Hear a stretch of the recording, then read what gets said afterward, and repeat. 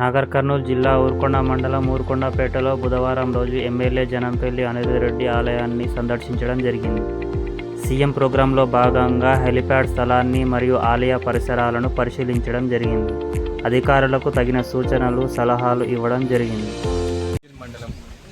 మిడ్జిల్ మండలము కొత్తగా ఏర్పాటైన ఊర్కొండపేట 2006లో సీఎం రేవంత్ రెడ్డి గారు ఈ మండలం నుండి జెడ్పీటీసీగా ఎన్నికైనారు. దాని తర్వాత ఎమ్మెల్సీగా, దాని తర్వాత ఎమ్మెల్యేగా, ఎంపీగా, ఇప్పుడు రాష్ట్ర ముఖ్యమంత్రిగా ఇక్కడికి మళ్ళీ ఊర్కొండపేటకి రావడం జరుగుతుంది. ఆయన నామినేషన్ వేసినప్పుడు జెడ్పీటీసీగా అప్పుడు ఊర్కొండపేట ఆంజనేయ స్వామి గుడికి వచ్చి దేవుని దర్శనం చేసుకున్న తర్వాత నామినేషన్ వేయడం జరిగింది. అలాగే నేను కూడా ఎమ్మెల్యేకి నామినేషన్ వేసినప్పుడు కూడా నేను కూడా ఇక్కడికే వచ్చి దేవుని ఆశీర్వాదంతో ఈరోజు నేను కూడా ఎమ్మెల్యేగా ఇక్కడ ఉన్నాను. అయితే 2006 నుండి 2026 జూలై 4వ తారీఖు నాటికి 20 సంవత్సరాలు పూర్తి చేసుకుంటున్నారు రేవంత్ రెడ్డి గారు. అయితే ఫస్ట్ ఇక్కడికి ఊర్కొండపేట గుడికి ఇక్కడికి వచ్చి దేవుణ్ణి దర్శించుకొని దేవుని ఆశీర్వాదం తీసుకొని ఇక్కడ దేవునికి కూడా కొన్ని నిధులు కూడా ఇస్తా అని చెప్పారు. ఆల్రెడీ అధికారులంతా ఈ పనిపైనే ఉన్నారు. వాటి ఖచ్చితంగా ఎక్కువ నిధులు వస్తాయని చెప్పి నేను కూడా ఆశిస్తున్నాను. నేను కూడా సీఎం గారితో మాట్లాడాను. ఎందుకంటే ఈ గుడిని అభివృద్ధి చేసుకోవాల్సిన అవసరం మనకు ఉన్నది. సీఎం రేవంత్ రెడ్డి గారికి, అదేవిధంగా ఊర్కొండ మండల ప్రజలందరికీ, మిడ్జిల్ మండలంకు చర్చల నియోజకవర్గం అటుపక్క కల్వకుర్తి కానీ అటుపక్క నాగర్కర్నూలు కానీ భక్తులు ఎక్కువ ఈ గుడికి వస్తారు.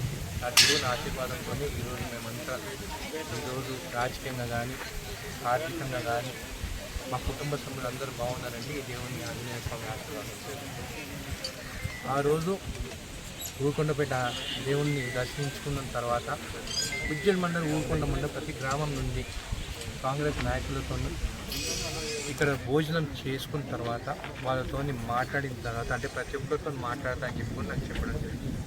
దాని తర్వాత ఇక్కడ నుండి మిడ్జిల్కి వెళ్ళి మన గుడిగాన్పల్లి యాపా గోపాలరెడ్డి గారి స్టాచ్యూ, గుడిగాన్పల్లి ఊర్కొండ మండలికే కానీ స్టాచ్యూ మిడ్జిల్ సెంటర్లో పెట్టబోతున్నాము.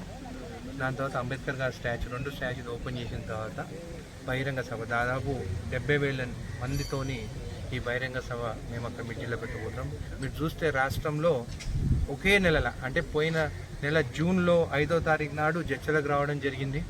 మళ్ళీ ఇప్పుడు 4వ తారీఖు నాడు, జూలై 4వ తారీఖు నాడు మళ్ళీ మిడ్జిల్ ఊరుకొండ ప్రజలకి ఆయన ఇచ్చిన మాట వస్తా అని చెప్పేసి. కాబట్టి ఆ రోజు బహిరంగ సభ ఉంటుంది. ప్రతి గ్రామానికి కూడా ఆయన కానుకగా కూడా నిధులు ఇస్తా అని చెప్పి కూడా చెప్పడం జరిగింది. అవన్నీ ప్రపోజల్స్ అంతా సర్పంచ్ దగ్గర నుంచి, మా కార్యకర్తల దగ్గర నుంచి, ప్రతి గ్రామం నుంచి తీసుకున్నాము. వాళ్ళు ఇచ్చింది కాకుండా అదే ఇంకా నేను కూడా కొన్ని యాడ్ చేస్తాను దాంట్లో. అవన్నీ రేపు ఎల్లుండి డిస్కస్ చేసి ఏవైతే సీఎం గారు ఇస్తారో ఆ రోజు బహిరంగ సభలో ప్రకటిస్తారు. సపోర్ట్లు కూడా అడుగుతారు. మీకు తెలుసు కదా, నేను ప్రజల గురించి అడుగుతాను. ఏవైతే అవసరం ఉన్నాయో అవి శాంక్షన్ చేస్తా అని చెప్పడం జరిగింది. ఖచ్చితంగా సీఎం గారు ఒకసారి ప్రపోజల్ చూసిన తర్వాత, అంటే దాదాపు ఇచ్చిన ప్రపోజల్ నేనే ఎక్కువ పెట్టమని చెప్పినాను కానీ నాకు తెలిసి ఎంత వస్తుందని చెప్పేసి ఆ నిధులు ఏదైతే నేను అనుకునే వస్తుంది.